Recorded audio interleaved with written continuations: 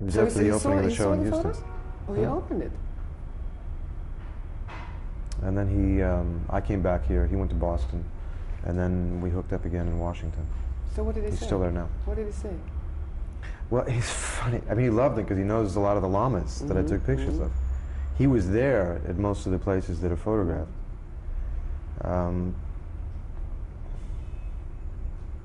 The Tibetans have a funny aesthetic. They would rather see things really sharp and in color, you know? Right. It's like this portrait that he gets out? Yeah. Yeah.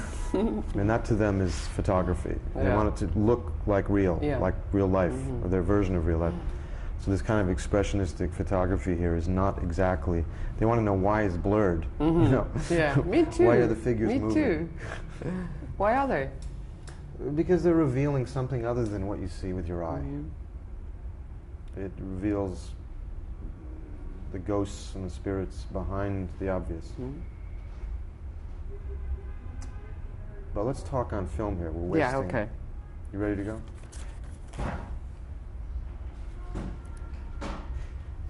If you were going to drink this water during the interview, you will go out of the picture and out of the light. Why don't you put the table beside? In a second.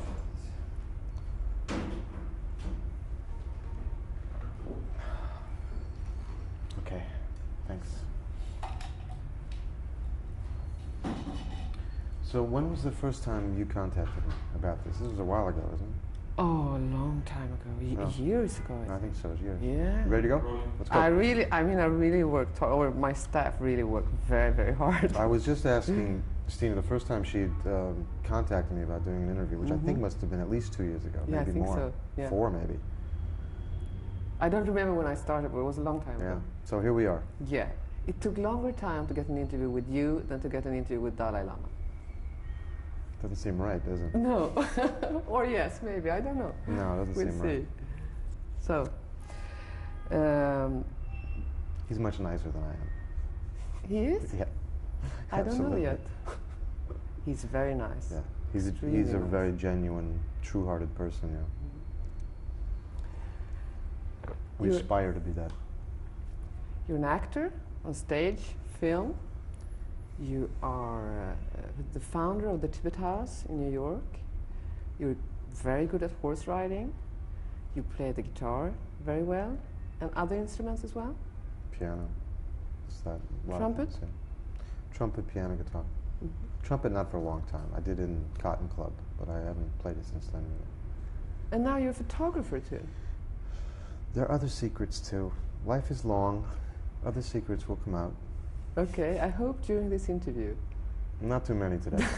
No. Okay, so tell me about this exhibition of photos. Why do you do it right now? Well, it's frankly to raise some money for the Tibetans, and I happen to like it. You know, I like this work. I've been taking pictures a long time, since I was a kid. I think there's an aesthetic here that I was interested in exploring. I don't see explored very much with the Tibetans. Usually there's a kind of National Geographic photograph taken of the Tibetans, which kind of captures a romantic color side of them. And I wanted to capture something that was below the surface. I've been around the Tibetans for 15 years now, and I do feel something more than the surface kind of excitement and romance of being around them. And I wanted to put this show together to raise money for them, but also to explore that a little bit. So I have these 2 portfolios. One is of photos taken outside of Tibet in the exile community, and the other is taken inside of Tibet. But no photos from Dharamsala. No photos from Dharamsala. Well, I actually snuck one in there Yeah? and said it's from Zanskar, but it's close enough. Oh, I didn't recognize it then. Yeah. Listen, you go to Dharamsala quite often. Yeah. How do you go there? How do I go there? How do you I go get there? I mean, how do you get there? Well, in the old days, it was really hard to get there. You'd fly to Delhi, and then you take a train to Patankot, And then you'd get you know, a taxi or hire a car or somehow get from there to Dharamsala. It's a long trip. Yeah, because I went to Delhi and then by car it took us 18 hours. Yeah, that's the worst way to go. The worst trip of my life. The bus is probably worse than that, but Mhm. other than that, those are really bad. Take the train next time. But see, you can fly there now. In the right season, there is a plane that goes there. And in a way, it's almost too easy. I think it was better in the old days when it was really hard to get there. Mhm. The sense of anticipation and that you have committed yourself to a pilgrimage, I think made it even a richer experience. So what do you do when you are in Dharamsala? Well, I usually go for teachings. You know, I don't go for vacation. There's a specific teaching going on. Almost always His Holiness would be the reason one would go there. His Holiness teaches every year in the time of Losar, or their New Year. And it also coincides with their March 10th celebrations. And that's the March 10th, started in March 10th, 1959. And that's when the Chinese finally started the shelling, the bombardment of the Potala. And the Dalai Lama very miraculously escaped from Tibet. And that's when the mass exodus started. First about 80,000 Tibetans got out, now there are about 130,000 who have gotten out of Tibet. And it's that failed uprising against the Chinese that is celebrated every March 10th. So I'll go for teachings with His Holiness, see my other teachers, renew friendships with other students. So what do you get out from the Buddhism that you don't get anywhere else?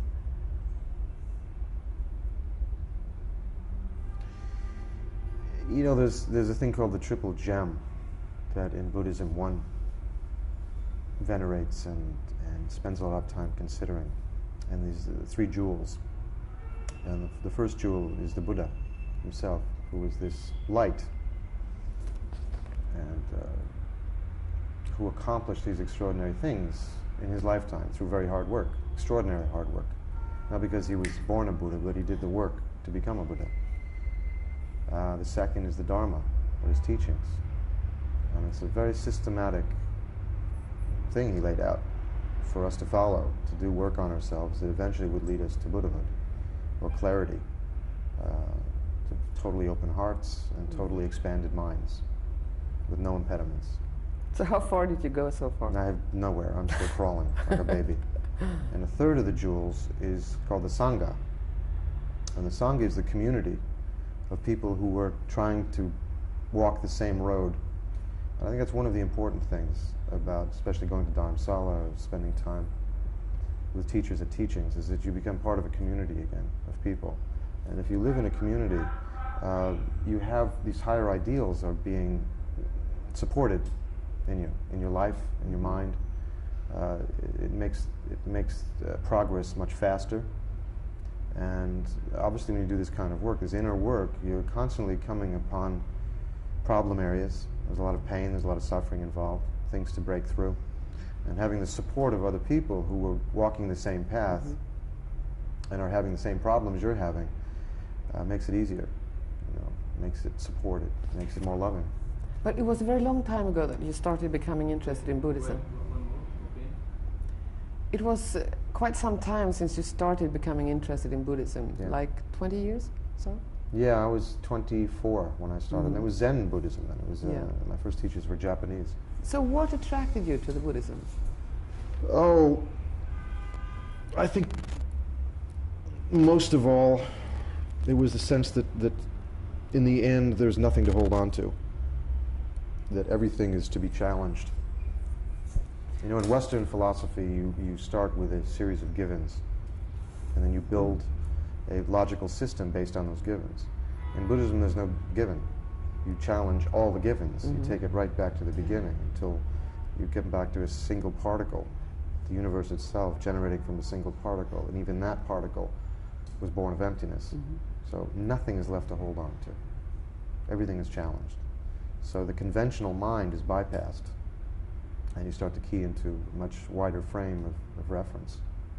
On a practical plane, I found that the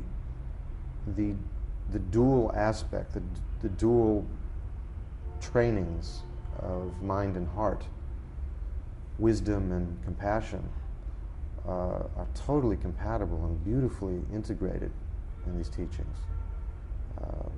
Great understanding of the heart, great understanding of the body and the energy channels in the body, but very profound teachings on opening the heart and the wisdom side, obviously, is what is reality?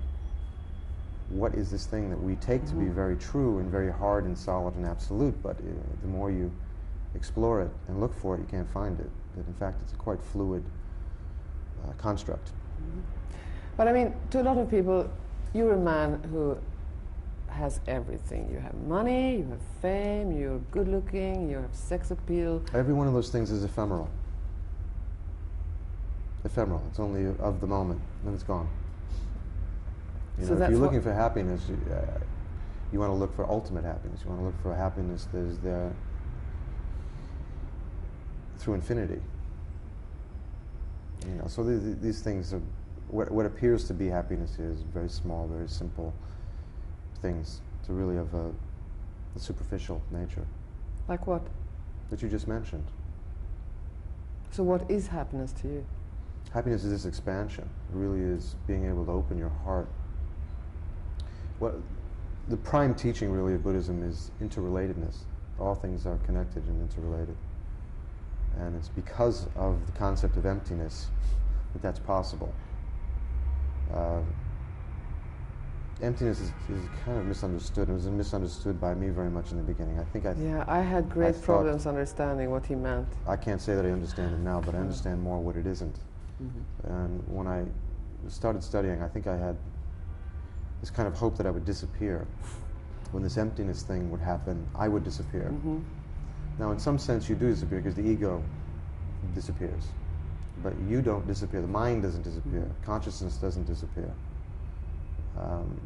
Emptiness is really that things are empty of absolute existence. Things exist, but only in a relative way, only in a very changing way.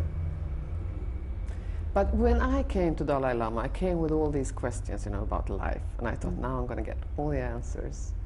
And then when I came back home, I realized I had all the questions left. Did you experience Well, it's that? more important to have answers. It's more important to have questions than answers. Questions give you energy. I remember Picasso, he was asked about computers. He said, Pablo, what do you think about computers? And he thought, I'm not that impressed by them. I said, why not? He said, well, computers can only come up with answers. It's the questions that are important. Yeah. The questions will always be there. There comes a point, I think, when in Zen they call it a critical mass of questioning. And once you break through that, then it's not a question of questions or answers anymore. Things just are as they are. But I know that you also asked Dalai Lama questions, like when you wanted to have kids, you asked something We about talked that. about children, but we talked about a lot of things. It's not like... Do you remember what kind of answer you got when you asked him about whether you should have kids or not? He asked me a question. He said, why? And I said, look, as I'm not a kid anymore myself. I said, I think it's a way to open your heart even more. And His Holiness said, well, it might be a smaller love than what you're looking for. It might be a larger one that one should aspire to. And that's certainly nothing against kids or anything, but if you're looking for ultimate openness and expansion and essentially the love of a Buddha, that's a much larger thing. Can you use... Okay, I have some drink. And he's really the key to everything in New York. Here you go. So Rinchen Darlo you'd want to talk to. I think you'd also want to talk to Lodi Gary, who was His Holiness representative in Washington for the international campaign.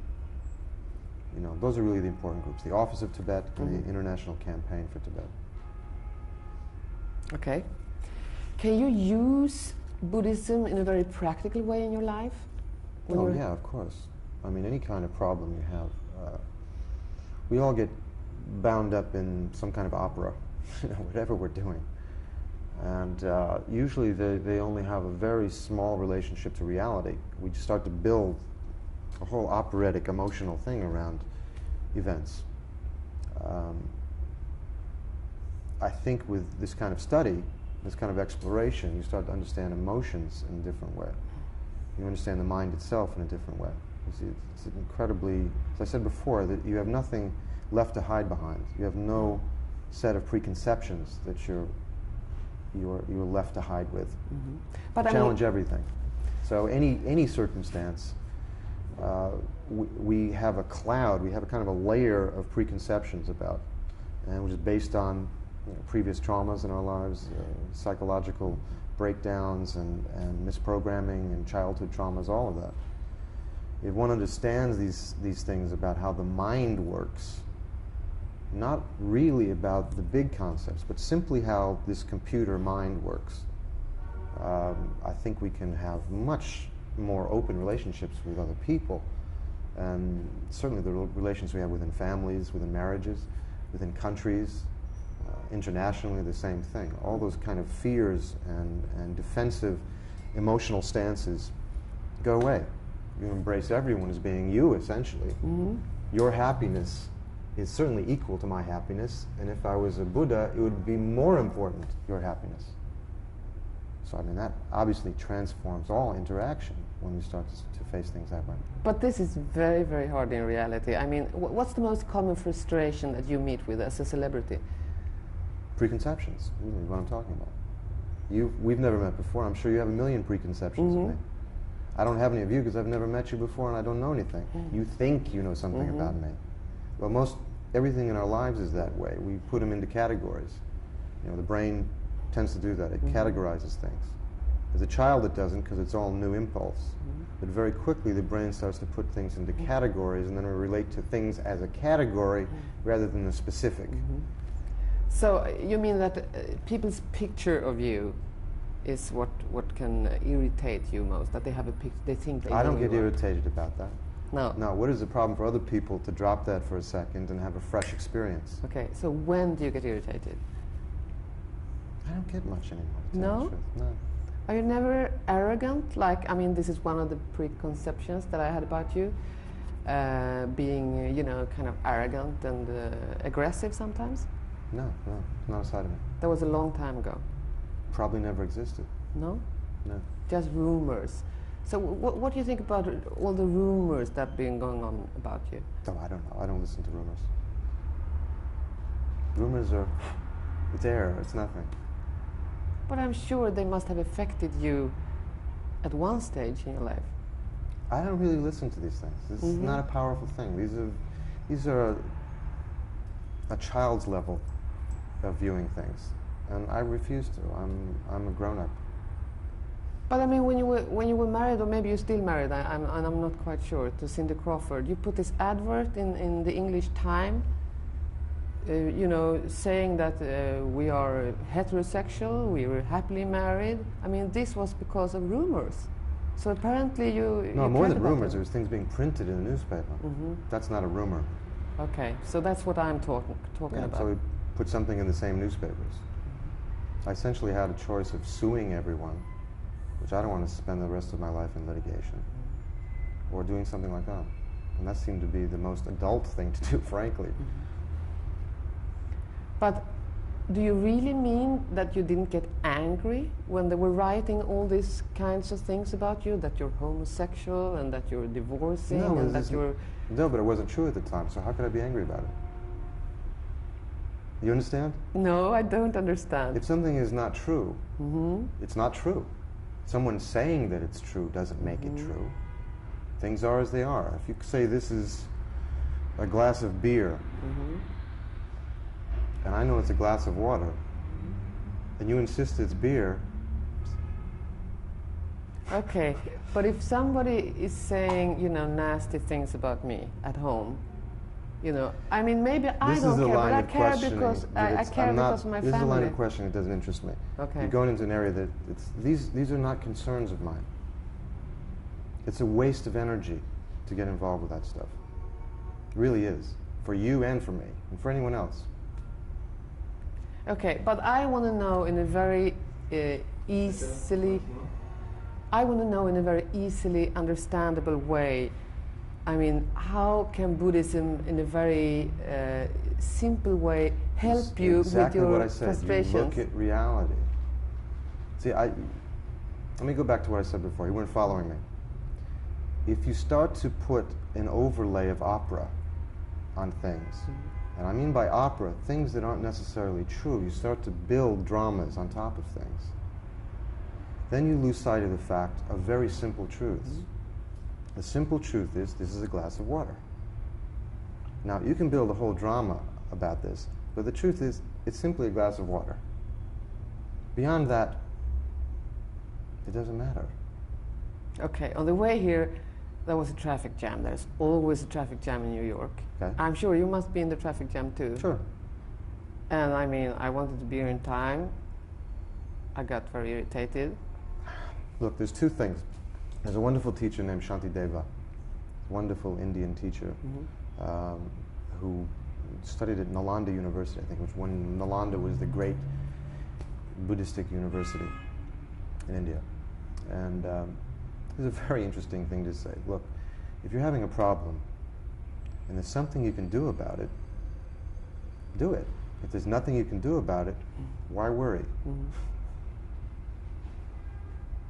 If you're in a traffic jam and there's nothing you can do about it, why get crazy? But I mean, no?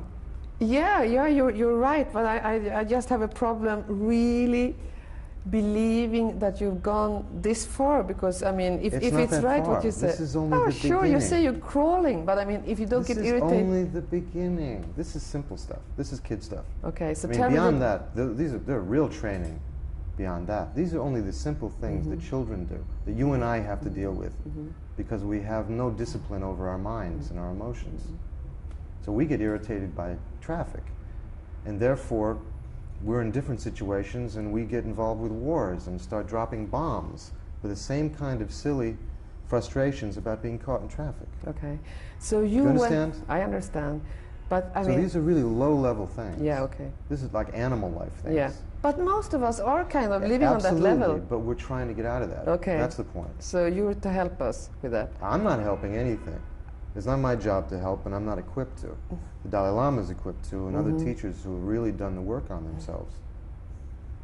But I mean, you went to the middle of nowhere in Sweden. You had a nice swim in a lake, and there were paparazzis there, and the pictures of you and Stina, nice name, was all over the world. Did that irritate you? It doesn't change the fact that it was a perfectly nice day. We had a perfectly nice swim. It doesn't change. You're not following this line of thought. You're still insisting on finding negativity everywhere and frustration everywhere. The simple fact is, this was a glass of water. We went swimming in a lake. Basta. Everything on top of that is opera. It's a falsehood. You understand? Yeah, I understand. Relate to the simple always. Okay. To the simple truth. What did you think of the photographer? Did you have any feelings? You're obsessing on this thing. Get into another subject that's more interesting. This is a kind of a tabloid thing you're getting into now, which I'm not interested in.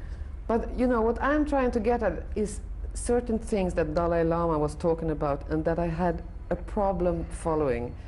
And I mean, he said, for example, Look, to tell you the truth, I the feel enemy. sorry for a man who has to hide in the bushes taking pictures of people. That's a rather sad existence. So if anything, I feel pity for him. Simple. Because Dalai Lama said, love the enemy. No, ultimately there is no enemy. The enemy is anger. The enemy is hatred. The enemy is ignorance. These things are the enemy. So I thought for you, loving the enemy was loving the paparazzis. No, love is love. I feel pity for him that he has to. Can you imagine making a living that way? It's a horrible existence. And karmically, it's very bad for him. So I feel pity for him. What is even more difficult to understand, I think, is how. What is even more difficult to understand, I think, is how Dalai Lama is able to love the Chinese. Well, it's the same way. But Same don't way. you have? I mean,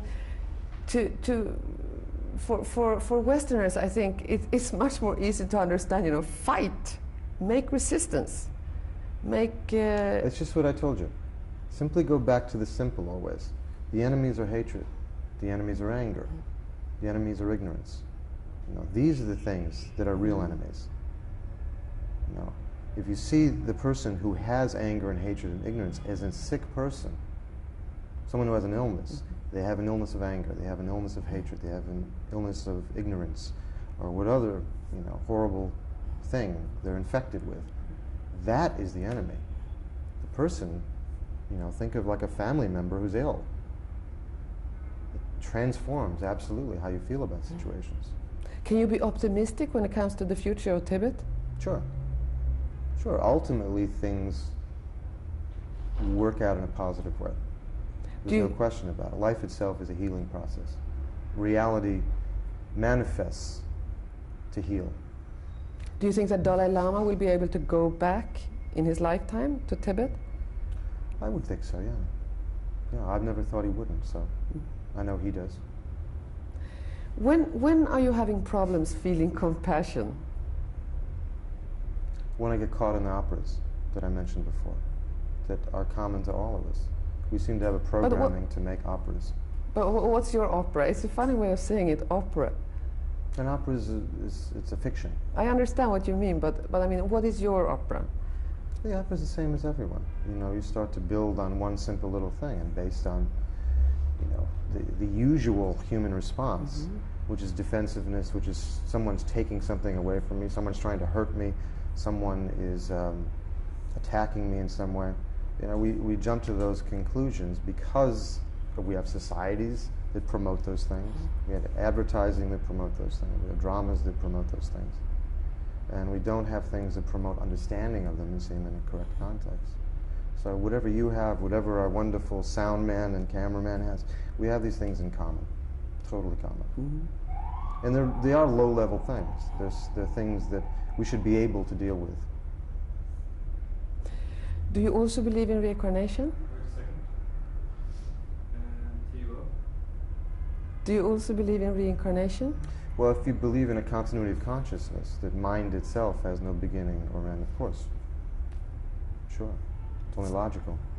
So have you a feeling that you existed in another time before? I have a feeling that I existed before I walked in this room. But I mean, before you were born. And I think it's the same thing. Yeah? You know, I seem to believe that I took a breath before this one. And you certainly can see lifetimes in exactly the same way. I woke up this morning and there seemed to be a life, there was a yesterday. Something happened. And then I went to sleep, and then I woke up, but I seem to remember there was a yesterday. Reincarnation is the same. I went to the south of India and met a young boy, a Spanish boy, whose name is Osel. He's supposed to be the reincarnated Lama Yeshe. Do you believe that he is actually the Lama I wasn't Yeshe? a student of Lama Yeshe's, but I've met Osel, and he's a wonderful boy. And those who have been students of the previous Lama Yeshe have absolute belief. So, if you will be reincarnated after this life, what kind of existence do you think that you would have? It will be based on what I do in this lifetime. So if you do good things, it's going to be something nice. Sure. If the balance...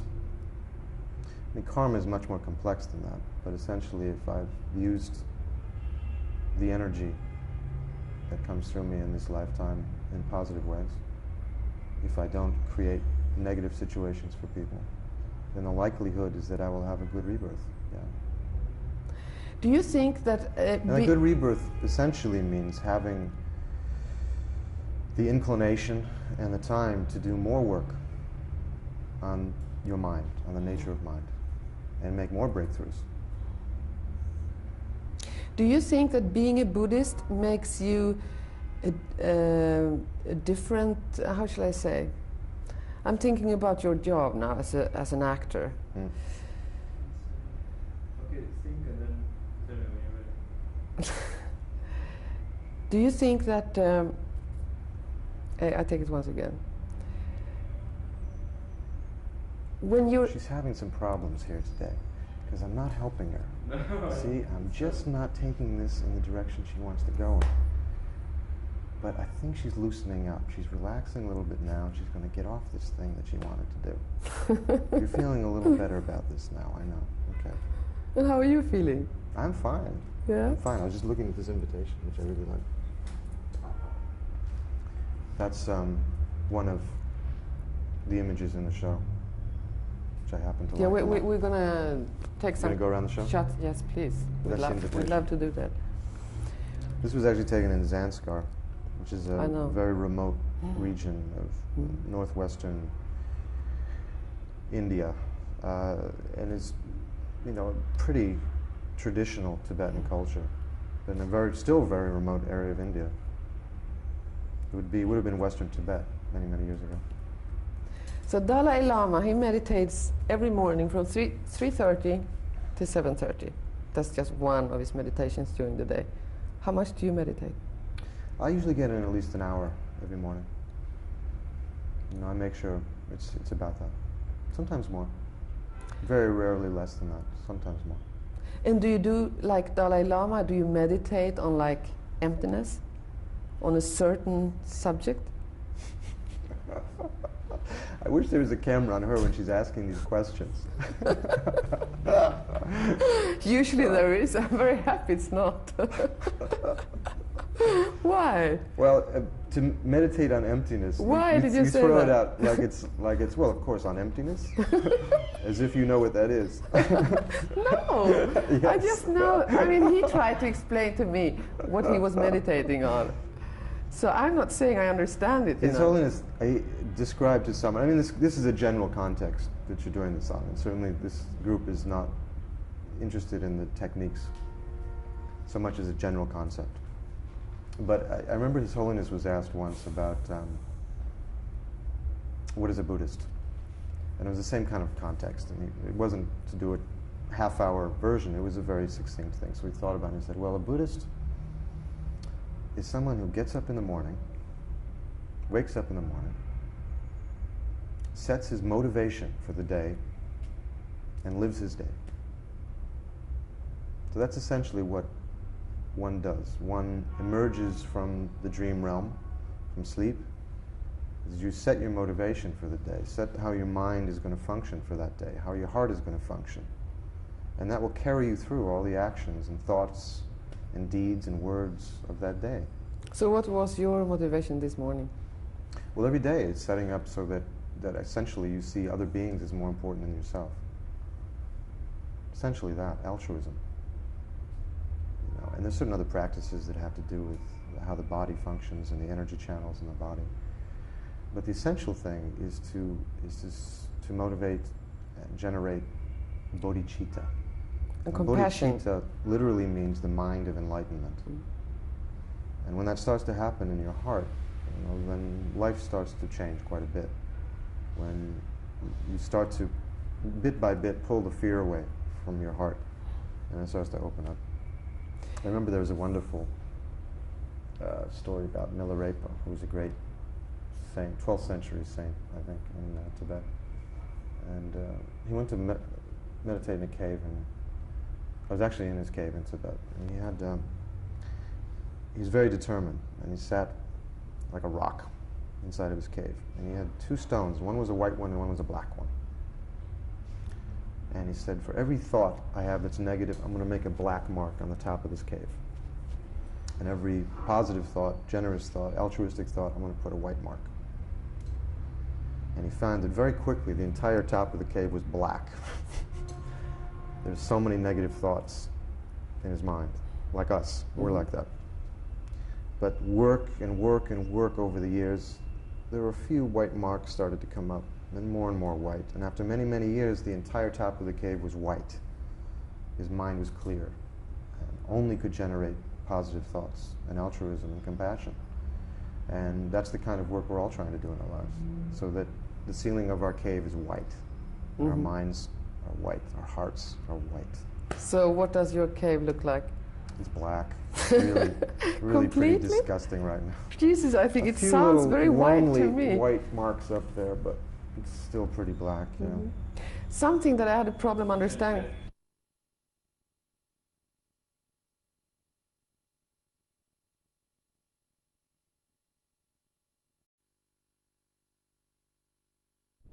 It was after the opening of the show in Houston. Photos?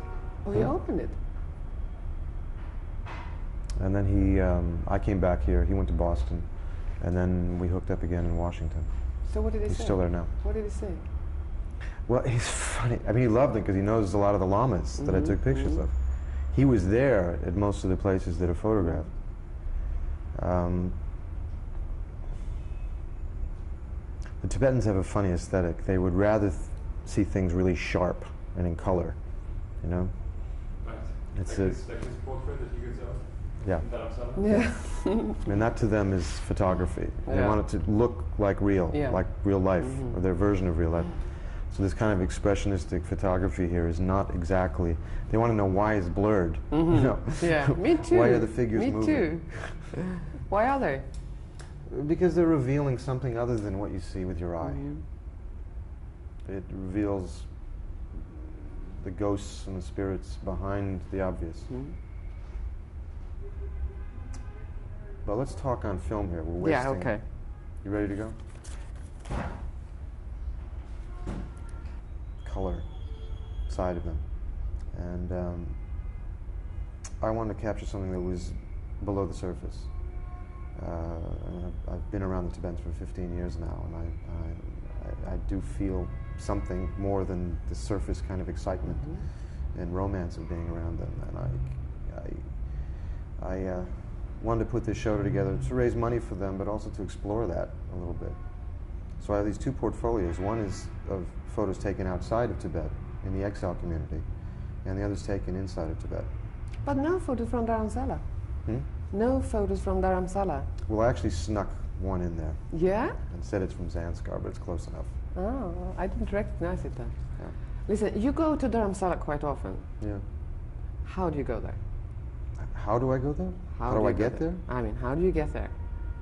Well, in the old days, it was really hard to get there. You'd fly to Delhi, and then you'd take a train to Pitankot, and then you'd get a taxi or hire a car or somehow get from there to Dharamsala. It's a long trip. Yeah, because I went to Delhi and then by car, it took us 18 hours. Yeah, that's the worst way to go. The worst trip of my life. The bus is probably. If you were going to drink this water during the interview, you will go out of the picture and out of the light. Why don't you put the table beside? In a second.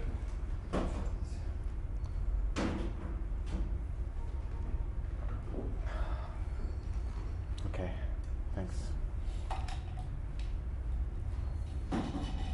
So when was the first time you contacted me about this? This was a while ago, isn't it? Oh, a long time ago.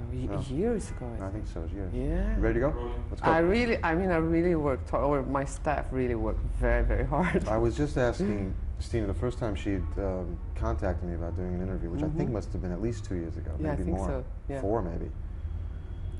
I don't remember when I started, but it was a long time Yeah. ago. So here we are. Yeah. It took longer time to get an interview with you than to get an interview with Dalai Lama. Doesn't seem right, does it? No. Or yes, maybe. I don't know. No, it doesn't We'll seem see. right. So, He's much nicer than I am. he is? Yeah. I don't know Absolutely. yet. He's very nice. Yeah. He's Extremely a nice. very genuine, true-hearted person, yeah. We You- aspire to be that. Worse than that, but other than that, those are really bad. Take the train next time. But see, you can fly there now. In the right season, there is a plane that goes there. And in a way, it's almost too easy. I think it was better in the old days when it was really hard to get there. The sense of anticipation and that you have committed yourself to a pilgrimage, I think, made it even a richer experience. So what do you do when you're in Dharamsala? Well, I usually go for teachings. You know, I don't go for vacation. There's a specific teaching going on. Almost always His Holiness would be the reason one would go there. His Holiness teaches every year in the time of Losar, or their New Year. And it also coincides with their March 10th celebrations. And that's the March 10th, started in March 10th, 1959. And that's when the Chinese finally started the shelling, the bombardment of the Potala. And the Dalai Lama very miraculously escaped from Tibet. And that's when the mass exodus started. First about 80,000 Tibetans got out, and now there are about 120, 130,000 who have gotten out of Tibet. And it's that fail. You're an actor on stage, film. You are the founder of the Tibet House in New York. You're very good at horse riding. You play the guitar very well, and other instruments as well. Piano. Is that Trumpet? Trumpet, piano, guitar. Mm-hmm. Trumpet not for a long time. I did in Cotton Club, but I haven't played it since then. And now you're a photographer too. There are other secrets too. Life is long. Other secrets will come out. Okay, I hope during this interview. Not too many today. No. Okay, so tell me about this exhibition of photos. Why do you do it right now? Well, it's frankly to raise some money for the Tibetans, and I happen to like it. You know, I like this work. I've been taking pictures a long time, since I was a kid. I think there's an aesthetic here that I was interested in exploring, and I don't see explored very much with the Tibetans. Usually there's a kind of National Geographic photograph taken of the Tibetans, which kind of captures a romantic